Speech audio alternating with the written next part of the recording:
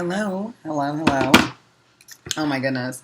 I am recording this off of my laptop. If this is like not as good a video, shit happens, but I don't know what to tell you. So, I just have a few things that I want to say. I've decided, I've been trying to like do the whole vlogging thing. It's not working out. I was trying to do reviews. I'm not consistent enough. There's too much going on. And now that I'm going to be starting a whole second podcast, the most I can really do is do a little Hot Topics video. So that's what I'm going to do. I'm going to send you some Hot Topics energy. So, first things first. This is sad. It's really fucked up, actually. Takeoff passed away so suddenly, so tragically. And I think there has to be a space to talk about mental health in the Black community, because I think a lack of it is what causes violence in the community. But this is what I don't like, because even though we can still talk about that, we have to be able to walk and chew gum at the same time. And even though that is a fact and that is true, the fact that I see Black conservatives and white people using this as an excuse to talk about Black on Black crime, even though that doesn't exist. It's called crime by proximity. And from what I remember, it's only white people who like to travel to do all of their decimation. I really don't like hearing it. But I will say this, it's not going to stop me from talking about the situation itself, because I know that there are going to be white people who watch things like this, who are going to try and take things out of context and be like, see, even they're upset about the Black on Black crime and whatever. I can't concern myself with that, because there's still work to do, and I can't be derailed from the work just because white people are watching. Doesn't make sense. In that same breath, we have Aubrey, who I heard Jasmine in the Garden saying that Drake's first name is Aubrey. We always knew that was a messy white woman. And I was like, Jasmine, not a messy white woman. But touche, honestly. She's not wrong or even far off when it comes to something like that. And we see that Drake and his emotional, this waffle-colored Negro, like, I cannot stand him. I cannot stand him. I can't. And the fact that we are now talking about, he's trying to throw shots at Serena, who he used to date. You fumbled the bag, my nigga. I don't know what to tell you. Or the fact that he wanted to go ahead and throw shit at Meg Thee Stallion, talking about her getting shot. After Takeoff just got shot from senseless violence, we're now going to make light of a Black woman who got shot from senseless violence. When we say that math is not mathing, this is what we're talking about. If it's clicking, it is clicking down. Thank you, Mr. King of Reeds. So I just want to be able to put that out there, because I feel like we lack a lot of nuance when it comes to situations like this. I feel like we lack a lot of,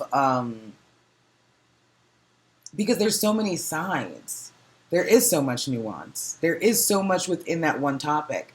But the one thing that I will not do is let white people and Black conservatives go ahead and derail the conversation just so they can fit a narrative. Because remember, at the end of the day, their goals is not to fix fucking anything. For the ones who are agreeing, just putting it out there. I don't want to talk about Kanye, but an honorable mention. Fuck that nigga. All right, outside of that. As far as I'm concerned, people are like, oh, Kanye West, his mom died, he's got bipolar, so on and so forth. And maybe this is an unpopular opinion, but I'm of the mind he was always like this. Except back in the day, he knew that Black people were his audience, so he didn't mind placating or pandering. He was always planning to drop us like a hot fucking sack. Like, seriously. And now that he has white people who are backing him up, he no longer needs the black community, and he can actually use us to propel himself into the stratosphere of white validation. That's just, sorry, I don't care. And especially when it comes to the whole anti-Semitism thing, again, we're not going to derail the conversation. Anti-Semitism is just fucking wrong. There's no ifs, ands, or buts about it. And my whole thing is that if you are repeating white ideology and white supremacistic talking points, you may need to review the source from whence the information is coming. Just saying. Now, if you have a critical view of Israel and Israel government and things of that nature, completely understandable. There's a lot of shit going on, and there's a lot of things to talk about that I am not going to start because I am not an expert in such. I know there are creators. You can find them. But at the end of the day, the one thing that we're not going to do is put this down on a group of people when, if you look at the presidency, when you look at people in office in the Senate, so on and so forth, it's white Christians. White Christians. Okay, cool. What else? What else? Oh! We got to talk about Gabrielle Union, Dwayne Wade, the mother, I can't remember her name, I'm sorry, and little Zaya. The mom is really, really upset that Zaya Wade now is going to be able to legally change her gender on paper. Guys, on paper. Only on paper. No surgeon or doctor is letting this little girl go under any type of surgery. Stop it. The sense not coming together. Anyway, so she's upset that, she wants to change it on paper. She really hasn't been in contact with this little girl so much. All of the different things. And again, how do I put this? We need to be able to walk and chew gum at the same time. So calling in Zaya's mother real quick.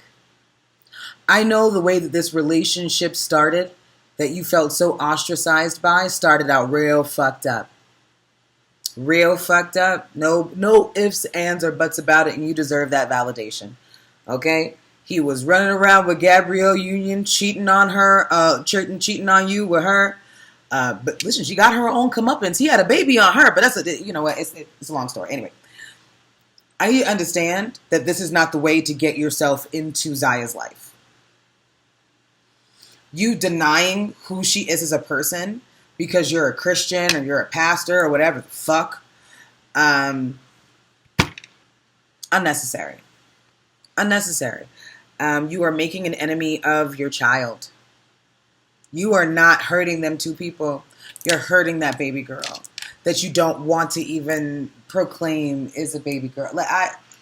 That's a lot, man. That's a lot. And I'm sorry, despite the fact that you were hurt, despite the fact that it was fucked up, and I can admit that, what you're doing is fucking wrong. And we are always challenging black men to actually love their children unconditionally. And we have a black man who is loving his child unconditionally and getting drugged through the mud for it. Because I'll be honest with you, hello, black people, especially black Christians, unconditional love is not something you do.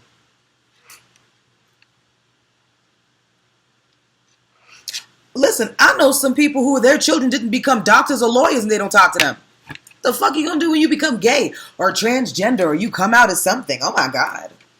Oh my God. And I'm not saying there aren't black parents who have accepted their children, but it's not often. And you're lying if you say it is. Let's just be honest is all I'm saying. Let's not lie to one another. And last thing before I go, because I wasn't trying to make this video too long. We're just trying to get the hot topics in there, throw them away, move on.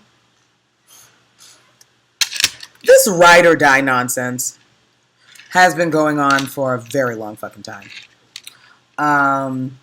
One thing that I will say, though, is that the whole ride or die concept, women have now been able to label that and actually be able to identify that as women who say that they're ride or die are just women without standards or women who are easy to be with.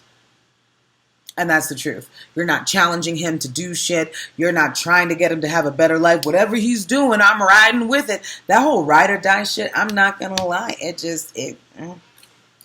I think back in the day, it really used to be looked at as like almost a respected title. But as we've seen what Struggle Love has done, especially within the black community, when we see anything that says anything about ride or die, nothing, let me tell you something, I immediately clock the fuck out.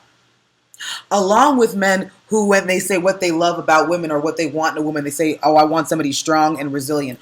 Oh, no, you're going to make my credit go bad. You are going to bring me nothing but dick and chicken nuggets. Absolutely the fuck not.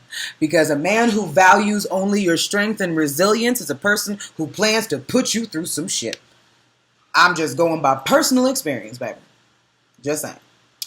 Let me see what else. Was there anything else that I really felt the need to talk about or address? Honestly, not really. The things that have been going on in the news, a lot of it has been addressed on the Earth is Ghetto podcast that's on Spotify. We also have a few videos up on the Earth is Ghetto YouTube. Please follow us on, TikTok and all that good shit.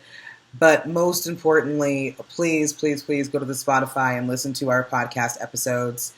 But yeah, I just want to be able just to, put my 2, 3, 4 little cents out there and do with it what you will. All I'm going to say is like real talk, like the gaslighting is real when it comes to a lot of this shit. A lot of people, and I don't care if it comes to politics, when it comes to relationships, a lot of people are trying to pull the wool over your eyes like you were born last night and not just at night. Straight up. So please be vigilant. And like I said, follow me on everything, and I'm going to make sure to put whatever in the description box for whatever else I'm doing. But yeah, that's it. Just wanted to come and say hi to y'all. Peace.